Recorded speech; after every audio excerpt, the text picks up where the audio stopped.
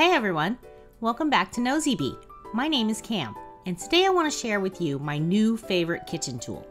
And we'll test it out as I show you step by step how I make steak fajitas with all the trimmings. Nakano sent me their Mito Santoku knife, and I have been using it every day for 2 weeks, and I am absolutely loving it. I was impressed with the packaging when it arrived because I could tell it was packaged with great care. The box is beautiful and has the manufacturer's detailed information clearly posted. Inside the box, there's a card with more information about the knife's origins as well as care instructions. Nakano's knives are made in Seki City in Gifu Prefecture, which is one of the 3 major knife-producing areas in Japan. Nakano has been handcrafting their knives since 1918, over 100 years, and they are used the world over by Michelin-starred chefs and TV and social media stars. Just look at how stunning the knife is straight out of the box. The weight is hefty for its size. It has a 6.7-inch full tang blade made of high-carbon stainless steel. The handle is made of all-natural olive wood, which I think is absolutely beautiful. And it feels really nice in the hand, too. It's almost too pretty to use, but I'm going to give it a quick wash and try it out. I'm making fajitas today, and I think that will be the perfect recipe to take this knife for a spin. I'll leave a link in the description box below if you want to check it out. And if you use this discount code at checkout, you'll get a 10% discount. More on that later. Now let's get into the recipe. Flank or skirt steaks are more traditional, but I'm a huge fan of flat meat, so I picked up this 2-pound package at the store today. I'm making a spicy smoky rub with salt, chipotle powder, and ground cumin. This is going to be rubbed directly into the meat, so make sure to mix it really well for even distribution.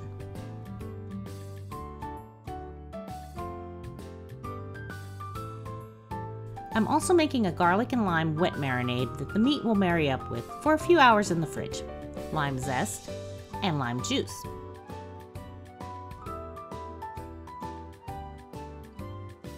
Here it is, guys, the first job for my new knife.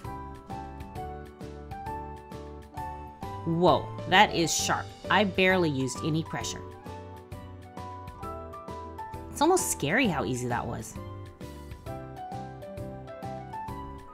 I'll save this half lime for another part of the recipe.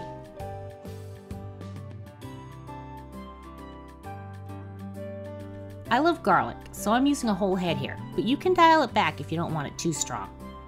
I always trim away the tough stem ends. It's a habit.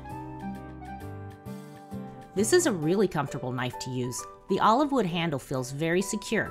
No slipping or hard edges, and the tang is perfectly flush with the scales. Now I'm adding a little soy sauce and olive oil. And whisk it all together. Time to prep the meat. This works exactly the same, no matter if you're using flank, skirt, or flap as I'm doing here. I'll be cooking these in my air fryer, so I need to cut them into pieces that will fit. But you can leave them whole if you're using a grill. I'm cutting them this way not only so they'll fit, but also to make them easy to slice against the grain after cooking. Also note that my 6-quart air fryer will fit about 1.5 pounds of this at a time, so I'll be cooking in 2 batches. Dry rub first.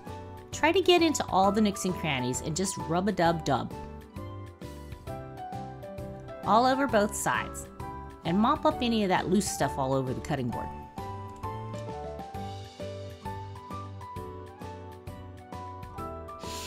Oh, it smells so good in here already. Everything goes into a sturdy zip-top bag.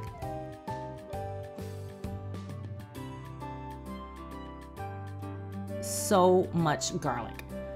Give it a good zhuzh and squeeze out any extra air. So I'm going to let this marinate for 4 hours, 3 in the fridge, and then pull it out an hour before cooking so it can come back down closer to room temperature. I also give it a massage every hour to move the marinade around all sides of the meat. So here I am back about an hour before cooking, so the meat goes to sit on the counter while I make the rest of the fajita trimmings. First, the Pico de Gallo. I usually use a serrated knife for tomatoes, but let's see how sharp the Mito knife is. Seriously, there is no resistance from the tomato skin. Wow. I like to use a grapefruit spoon to dig out the seeds and gel. There's already going to be a lot of liquid in the pico de gallo, and I don't like seeds all throughout.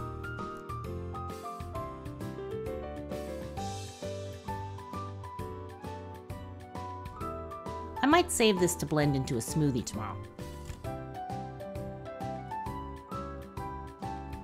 Wow, I already really enjoy cooking, and this knife makes the prep work just too easy.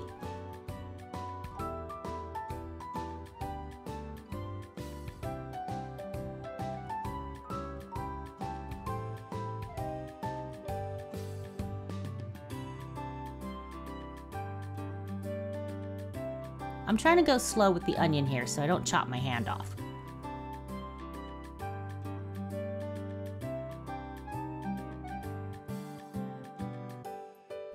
Nice.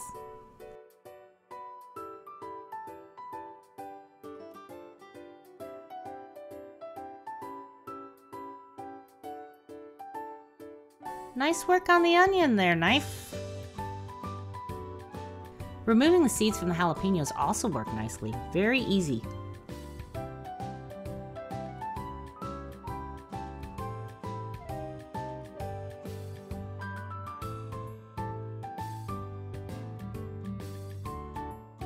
I'll be needing some lime juice and fresh cilantro.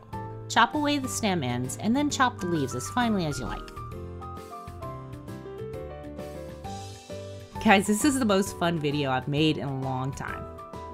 All of this is to your own preference as far as the ratios go. If you want more onions, use more. If you hate cilantro, skip it. Same with the jalapenos.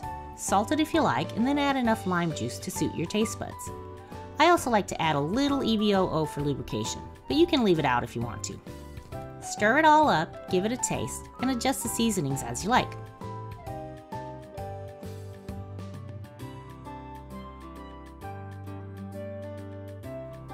Yummy! Now for the guacamole.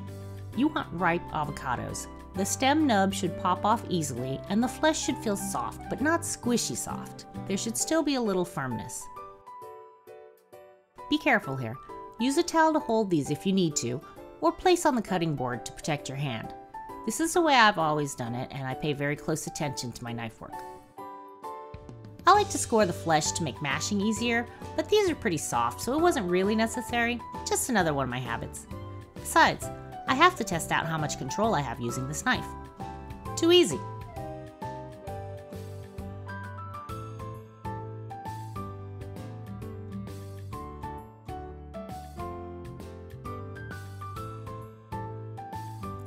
Salt and lime juice. The acid is both for flavor and also to help prevent the avocado from turning brown. A fork would work just fine here, but I like this handy little masher when I'm doing more than 2 avocados. I'll leave a link in the description below if you want to check it out.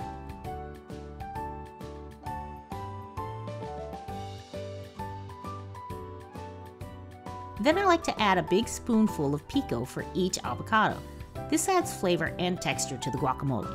Of course, use more or less to your liking.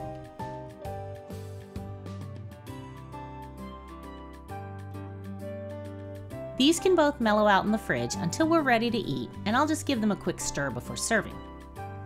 The last thing to prep are the peppers and onions, because you can't have fajitas without having some grilled or roasted veggies.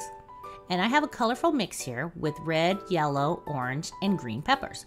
But use whatever you like or what looks good at the store when you shop. This knife just cuts right through everything. Loving it. Yes, I snacked on a few pieces along the way. I love peppers. For green, I have a couple poblanos from something else I cooked earlier in the week. They're not really spicy and have a very unique flavor, not as sweet and watery as a bell pepper. Really tasty. I may have overestimated the size of this gallon bag because I still have to add this huge red onion. You can use any onion you like. Red is my favorite because it's strong on flavor and it adds to the color mix.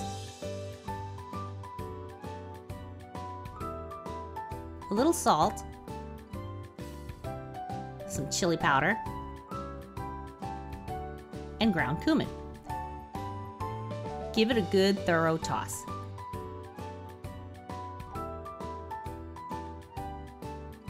And these can hang out in the fridge until cooking. It's finally time to cook, so I'm preheating my air fryer to 400 degrees. I've taken the meat out of the marinade and used paper towels to remove the excess moisture.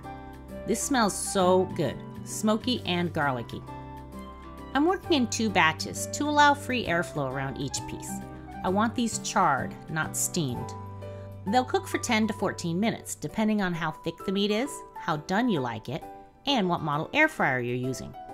I let these go for 12 minutes with a flip at the halfway point. And repeating with the second batch, and on depending on how much you're making.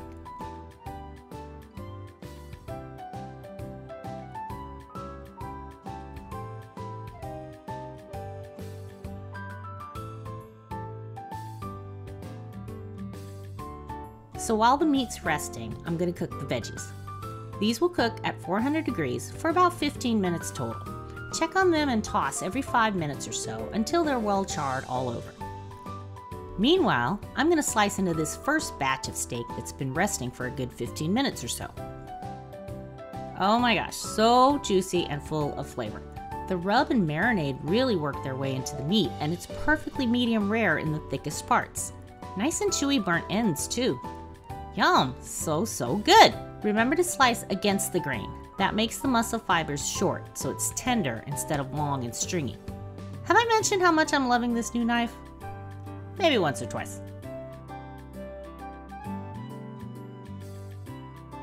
It is finally time to eat, and I am hungry.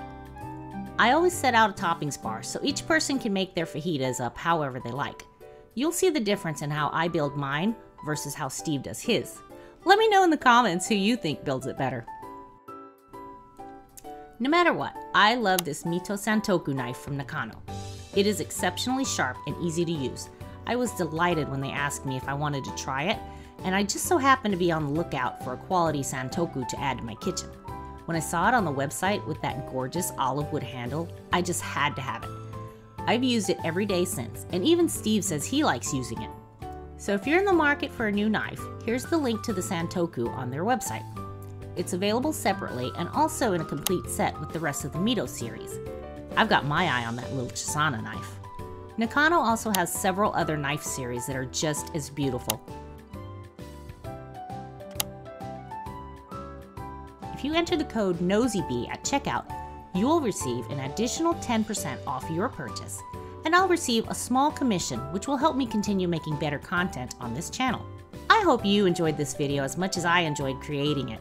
Make sure to like, share, and subscribe, and leave a comment if that's something you're into. Thank you so much for watching, and I will see you in the next video.